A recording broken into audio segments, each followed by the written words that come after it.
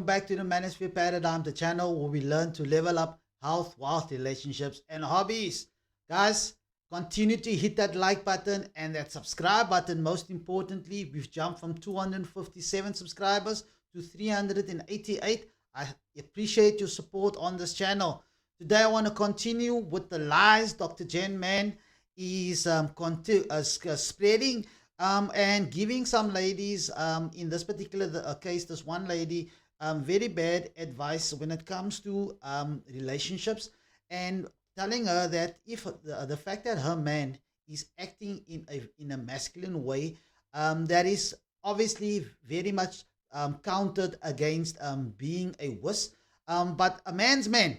And she is definitely triggered by all the traits that, and saying to this lady that if your boyfriend displays some of these traits, then he is a misogynist. And I've dispelled a lot of the points that she has made in this article. And I want to go to number 11, where she talks about locker room talk today. And she basically is telling this lady that if her guy is participating in this type of talk, then he's a misogynist. For me, it makes no sense, because at the end of the day, we as men and women, we are different. We do not communicate the same. We are not interested at most part for in the same type of things, because men are interested in things, and women are interested in people, and that is clearly shown when it comes to men, obviously being attracted to women and looking at certain body parts that they like, and go for. It's nothing wrong with that. It's just that is the way we are wired. So she goes in this article and she goes into number 11, saying he participates in locker room talk. This type of talk, which is not exclusive to actual locker rooms, occurs in groups of men and is characterized by male dominated humor, prejudice, vulgar, and sexist demeaning comments towards women. Okay? Dominated as characterized by male dominated humor. It's men. They are making and having fun and spending time with each other, kind of like just having fun and talking about the things that interest them. So how should they be talking? They men. The other thing is prejudice. I don't see that when it comes to also being vulgar and sexist, demeaning comments towards women. So when men is basically on their own, they obviously feel much more comfortable saying certain things and talking about certain topics when they are in the company of only men. Sometimes there is a few, we call them gumps in the crew, and some of them at times maybe would be more inclined with the feminine imperative, depending on how his upbringing was, and if there was no proper masculine male role models for him to have looked up to be seeing the difference between how a woman operates and how a man operates. Nonetheless, she goes further and says that it typically involves the objectification, dehumanization, sexualization of women, and perpetuate ideas of violence and abuse against women. Now, and she finishes off finally, guys, like this blows it off by saying things like boys will be boys. Now, I will agree, yes, boys will be boys. Why? Because they are boys. In today's day and age, if you are not subscribing, or you are not following the female imperative, shout out to Rollo Tomas. He talks about it in his book, and one of the books that I'm reading of, in the Rational Male. And then one of the other ones that I've also gotten is the positive masculinity. He talks about a lot about the feminine imperative, as to the way society has been feminized, and how we as men have been brought up. A lot of times, if it was in a single parent household and it was the mom that was bringing you up, you would be trying to and be taught to emote like a woman. And a lot of times the guys would fall um, for the spiel of being told, you know what, you have to emote in a feminine way, or you need to be in touch with your feelings. This whole shaming language that she's using, objectification, dehumanization, sexualization of women, and perpetuates ideas of violence and abuse against women. To me, that's a whole lot of bull, and I'll explain to you why. In today's day and age, we find ourselves in a society that embraces OnlyFans, and OnlyFans is a online platform where women does all of these things on their own without and get paid basically without men having to being the ones that forcing them to do it, but they do this on their own, where you are going on there, you are paying a per month fee, and you can see that woman or whatever she's into doing a whole something strange for some change for 5.99 a month. So when it comes to objectification, dehumanization, sexualization of women, they do a pretty good job of it, and a lot of girls is subscribing to this type of platform in wanting to put themselves out there and earning the money, wanting to chase that mighty dollar, and end up basically putting themselves in a very compromising position, and damaging their future with securing a guy that they want, and the type of guy that they want to settle with is to being, you know what, it's a guy that I look up to, because those guys that's on their shish, and that they are together, they know where they're going, they are not going to be taking a woman that is uh, doing something strange for some change, because that's not the type caliber of woman that they are looking for. So when it comes to this, is one of the if you go into Twitter is a very interesting, I would say, a very interesting ecosystem, and I enjoy a lot of the type of channels, or I don't know what you call it, but a lot of the pages, I would say, that I get on there. One of the pages that I found on there is pretty hilarious, and it's called OnlyFans Girls Posting Else. And on this one, I mean, you can go through it. There is an array of delusional type of thinking, where women believe they can do all these type of sexual things, and then they expect a man that is on his game, that is putting the hard work to become valuable in today's day and age, in having options with women, then shaming him into not settling with one of them, because you know what, one of the one of the weirdest things that I've seen on here, and I mean, I'm not sure if you've heard about this before, is a phenomenon called a born again virgin. Now, that to me sounds completely confusing, but I saw it somewhere down here where this, I'm gonna get to it, don't worry.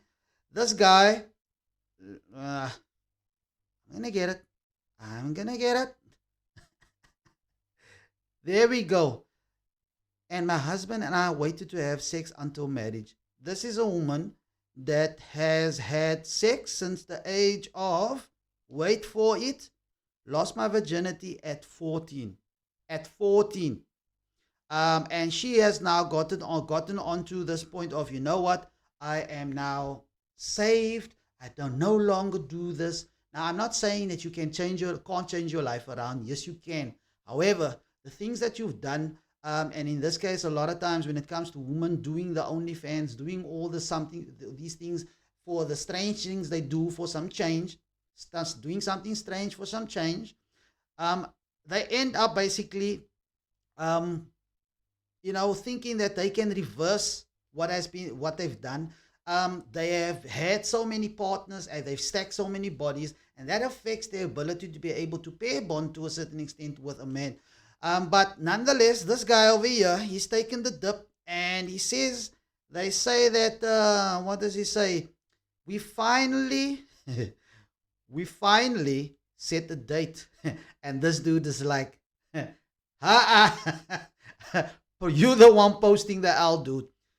But for me, when it comes to this video, and I go back to Dr. Jen Man, shaming men for locker room talk. Men, you need to understand that we do not talk the way women do. We do things differently, and there's nothing wrong with it. We have been brought up in such a gynocentric type of social order and society, that we have been taught to emote and basically think and do things the way women do, but we are not. We are men. And at the same token, the things they tell you to be in touch with your feminine side, you know, it's okay to cry in front of your woman. Yes, if something traumatic happens, we get it. There's certain times maybe it's going to affect you and you're going to break down. But I always talk about stoicism. I always talk about being strong. And shout out to Jay Waller. He talks about you have to be that rock that your woman's emotional waves can crash into. And definitely when it comes to you being a man, you have to have that level head. You have to stand strong when it comes to adversity, so that that she can look at you and understand you've got this, and you're going to be leading her. If you're going to be doing the things that you are basically, I would say, you are emotional and you don't know what you're going to do. You are showing that you're confused. You're showing that you're flustered, and you're giving off this order of you have no idea what to do. Yes, it's okay not knowing what to do, but when it comes to keeping calm and making sure that you are just that duck that on top of the water you are calm, but below the water, the feet is doing this. It's fine, but that is the role that we need to play. And a lot of times, the things that they say they want is the things that turn them off. And you, as a guy, you have to understand that you need to be the man that you are supposed to be, and not the guy or the man that you were brought up to be. I've said this before in previous videos. Go check it out. I'll post it in the end card of this video.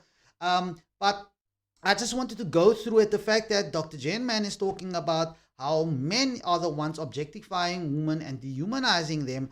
However, if you go onto sites like Onlyfans, you can see for whatever $3.99. Some of them even goes to $1.99 when it comes to just getting views.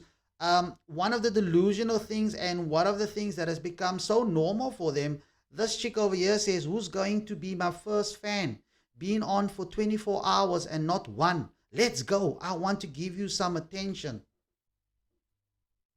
Yet Dr. Jen Man is saying men are the ones objectifying, dehumanizing, sexual. Come on, come on. We are not in way back when it comes to where the internet was not around. The internet is there. The internet has changed the way men and women interact. It has changed the platforms and has changed the levels of access that both men and women enjoy. And in today's day and age, the type of access that women enjoy, they are going the route and falling for this for feminism, telling them to be able to be sexually liberated, to do what you want, but not telling them the consequences of what those actions is going to be. So, guys, do not be shamed into not being yourself. And when it comes to locker room talk as to being this big evil, it's a load of bull, because when it comes to the way women do certain things, not all women, but most women in today's day and age, they go a certain route when it comes to believing they can live out their sexual fantasies and be and operate the same way a man does. That is a fallacy, because at the end of the day, we men and women, we are not the same. We tend, basically, they will. One of the things I wanted to just end off was that boys will be boys is a phrase that make feminist and black and modern women mad, since it brings us back to the basics that women and men are different. We emote different, and we value and are attracted to each other for different reasons. Men, looks; women, security and provision. Denying these truths lands us in today's confusion, which ultimately leaves middle single women depressed, and men who do not work to becoming his best ends up socially awkward and a incel. So let me know what your thoughts is on this. I just wanted to show the hypocrisy when it comes to men being shamed for just being men and talking the way we do. Obviously, when it comes to being completely derogatory and basically just being an asshole, that's a lot of times when men are just assholes. Men are being called misogynist. You know what? That doesn't mean that you an ass. If you're an asshole, that you're a misogynist.